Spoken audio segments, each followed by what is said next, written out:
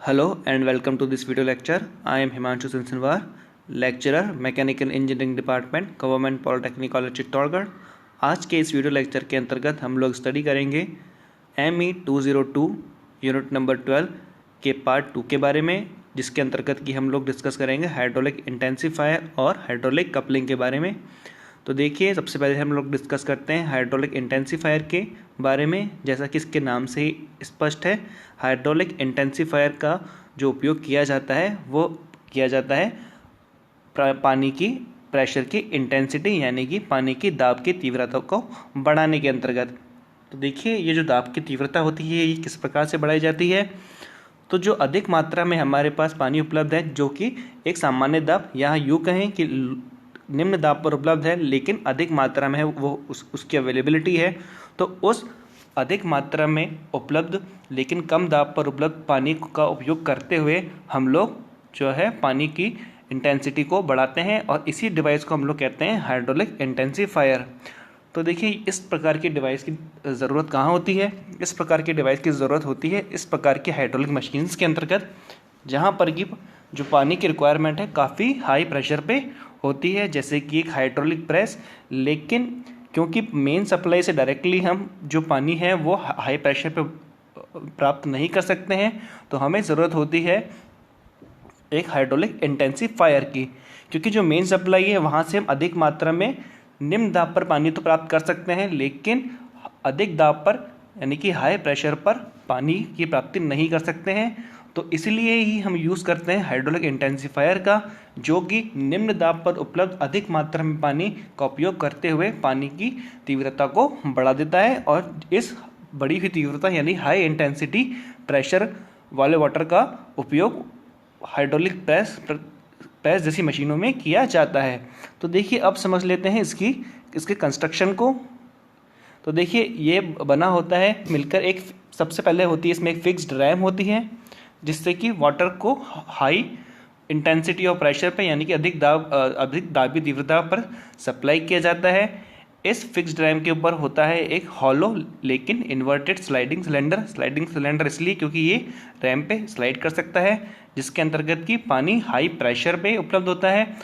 और इसी inverted sliding cylinder के इसी स्लाइडिंग इन्वर्टेड सिलेंडर के चारों तरफ होता है एक फिक्स्ड इन्वर्टेड सिलेंडर, जिसके अंदर की पानी को जो है वो मेन सप्लाई से लेकिन निम्न दाब पर सप्लाई किया जाता है। तो देखिए, इसको डायग्राम से समझ लेते हैं। सबसे नीचे आप देखिए एक फिक्स्ड रैम है। फिक्स्ड रैम जहाँ से कि पानी को हाई प्रेशर पे सप्लाई किया जाएगा उस मशीन में जहाँ पर कि इसकी रिक्वायरमेंट है। ये फिक्स्ड रैम के ऊपर है एक स्लाइडिंग सिलेंडर जो कि स्लाइड कर सकता है, और इसमें पानी हाई प्रेशर पे अवेलेबल है। इसके ऊपर अवेलेबल है फिक्स्ड सिलेंडर, जिसमें कि पानी की सप्लाई मेन सप्लाई से की जा रही है, और वो पानी अधिक मात्रा में तो है लेकिन उसका दाब कम है। तो देखिए, अब जान लेते हैं कि ये कार्य किस तरह से करता है। तो उसकी वर्किंग के बारे में पढ़ लेते हैं। देखिए, large quantity of water at low pressure, जैसा कि मैंने आपको पहले ही बताया कि निम्न दाब पर अवेलेबल अधिक मात्रा में जो पानी होता है उसको सप्लाई की जाती है इन्वर्टेड फिक्स्ड सिलेंडर, इन्वर्टेड यानी कि उल्टा फिक्स्ड सिलेंडर को उसकी सप्लाई की जाती है।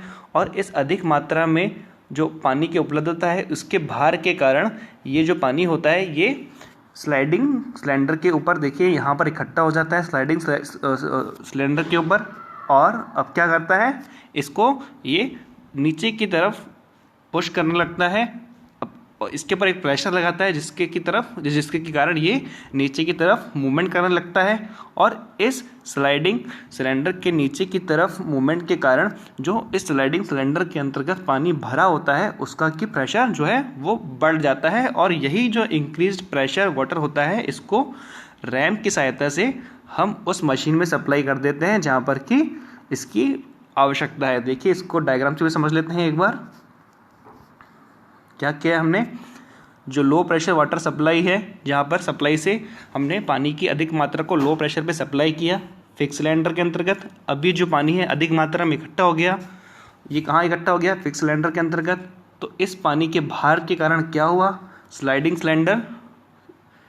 सिलेंडर नीचे की तरफ मोशन करने लगा, नीचे की तरफ गति करने लगा, जिसके कारण कि जो इस स्लाइडिंग सिलेंडर के अंतर्गत पानी भरा हुआ है वो उसको उसने कंप्रेस किया और उसका क्या हुआ, प्रेशर बढ़ गया, और इसी बढ़े हुए प्रेशर वाले पानी को हमने फिक्स रैम की सहायता से सप्लाई कर दिया उस मशीन के अंतर्गत, उस मशीन को जहाँ पर कि हाई प्रेशर वाटर की आवश्यकता है। तो इस प्रकार से काम करता है एक हाइड्रोलिक इंटेंसिफायर। अब हम लोग पढ़ते हैं हाइड्रोलिक कपलिंग के बारे में। तो देखिए, एक हाइड्रोलिक कपलिंग इस प्रकार की एक डिवाइस होती है जिसका कि उपयोग पावर के ट्रांसमिशन के लिए किया जाता है, यानी कि एक शाफ्ट से दूसरी शाफ्ट पे पावर का ट्रांसमिशन इस हाइड्रोलिक कपलिंग के द्वारा किया जाता है। इसे हाइड्रोलिक कपलिंग इसलिए कहते हैं क्योंकि इसमें दोनों शाफ्ट के बीच में पावर का ट्रांसमिशन किया जा रहा है, वो किसी मैकेनिकल कॉन्टैक्ट से नहीं किया जा रहा है, जबकि एक तरल के एक फ्लूइड के माध्यम से किया जा रहा है। तो इसीलिए ही इसे कहते हैं हाइड्रोलिक कपलिंग, यानी कि ये दो शाफ्ट को कपल करती है, लेकिन किसी मैकेनिकल कॉन्टैक्ट के थ्रू नहीं, एक फ्लूइड के थ्रू, और इसीलिए ही इसे हाइड्रोलिक कपलिंग कहते हैं। फ्लूइड के रूप में इसमें जनरली ऑयल यूज़ किया जाता है, और जैसा कि मैंने आपको पहले ही बताया कि दोनों शाफ्ट्स के बीच में किसी भी प्रकार का मैकेनिकल कनेक्शन नहीं होता है। अब पढ़ लेते हैं इसके कंस्ट्रक्शन के बारे में। तो देखिए, क्योंकि ये दो शाफ्ट से मिलकर बनी होती है, एक तो होती है ड्राइविंग शाफ्ट यानी कि जो ड्राइव कर रही है, और एक होती है ड्रिवन शाफ्ट यानी कि जिस शाफ्ट को ड्राइविंग शाफ्ट ड्राइव कर रही है। देखिए, पहले डायग्राम से समझ लेते हैं। तो एक तो है ड्राइविंग शाफ्ट, जिसे ए नाम दिया है, और दूसरी है ड्रिवन शाफ्ट जिसे हमने बी नाम दिया है। तो ड्राइविंग शाफ्ट को किसी भी सोर्स से, जैसे कि मोटर से, हम लोग रोटेट करेंगे, और इस जो पावर है इसका ट्रांसमिशन ड्राइविंग शाफ्ट ए से ड्रिवन शाफ्ट बी को हम लोग करेंगे। तो देखिए, ये जो ड्राइविंग शाफ्ट है, इसी शाफ्ट पे अब इसकी इस कंस्ट्रक्शन के बारे में पढ़ लेते हैं। ड्राइविंग शाफ्ट ए है, इस पर माउंटेड है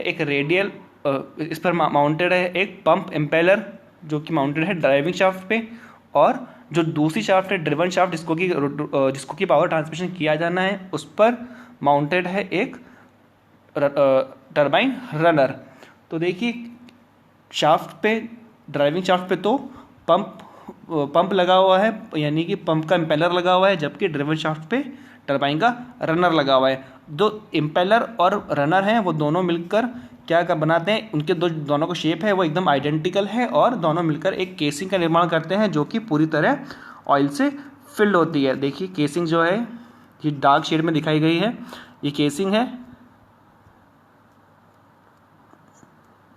तो अब पढ़ लेते हैं इसकी वर्किंग के बारे में। तो देखिए, जैसे ये ड्राइविंग शाफ्ट स्टार्टिंग में रोटेशन करना प्रारंभ करती है, तो उसके कारण क्या होता है कि जो इम्पेलर के अंदर जो उपस्थित ऑयल है उसका पंप के इम्पेलर के साथ रोटेशन होता है, और क्योंकि पंप जो है उसका कार्य होता है फ्लूइड को प्रेशराइज करना, तो ये जो प्रेशराइज्ड फ्लूइड है ये हाई एनर्जी वाला फ्लूइड अब पंप के इम्पेलर से होता हुआ जाता है टरबाइन के रनर वाले पार्ट में, और टरबाइन के रनर वाले जो कि एक invert flow type of radial turbine है, तो उस रेडियल टरबाइन के रनर में ये आउटर रेडियस से इनवर्ड रेडियल होता हुआ ये जाता है इनवर्ड रेडियस पे टरबाइन की, जिसके कारण कि जो पंप ने इस फ्लूइड की एनर्जी को इंक्रीज़ किया था, और उसी एनर्जी को ये जो ऑयल होता है ये ट्रांसमिट कर देता है टरबाइन के रनर को। तो यही ऑयल क्या करता है, टरबाइन के रनर को रोटेट करता है, और रनर के कारण जो है ड्रिवन शाफ्ट रोटेट हो जाती है। तो देखिए, इसी बात को हम लोग पढ़ लेते हैं, समझ लेते हैं इस डायग्राम से। जब स्टार्टिंग में ड्राइविंग शाफ्ट ए को रोटेट किया जाता है तो क्या होता है, इम्पेलर के अंतर्गत का जो ऑयल होता है वो रोटेट होता है, और इम्पेलर उसे हाई प्रेशर और हाई एनर्जी पे सप्लाई कर देता है टरबाइन के रनर को, और ये जो ऑयल होता है अब रनर में जाके अपनी हाई एनर्जी ट्रांसमिट कर देता है इस रनर को, जिसके कारण कि ये रनर भी रोटेट करने लगता है। तो स्टार्टिंग में तो क्या होता है कि इम्पेलर की स्पीड यानी कि ड्राइविंग शाफ्ट की स्पीड ज़्यादा होती है, लेकिन धीरे धीरे जो एनर्जी का ट्रांसमिशन होता है उसके कारण जो रनर की स्पीड भी बढ़ती जाती है, और फाइनली ड्राइविंग शाफ्ट की स्पीड भी ऑलमोस्ट ड्राइविंग शाफ्ट के इक्वल हो जाती है। तो इस प्रकार किसी भी हाइड्रोलिक कपलिंग का कार्य होता है, एक शाफ्ट से दूसरी शाफ्ट को पावर का ट्रांसमिशन करना, यानी कि ड्राइविंग शाफ्ट से ड्रिवन शाफ्ट को पावर का ट्रांसमिशन करना बिना किसी मैकेनिकल कनेक्शन के एक हाइड्रोलिक फ्लूइड की सहायता से। सो आई होप आप लोगों को इस वीडियो लेक्चर से हाइड्रोलिक इंटेंसिफायर और हाइड्रोलिक कपलिंग के बारे में समझ में आया होगा। Thank you.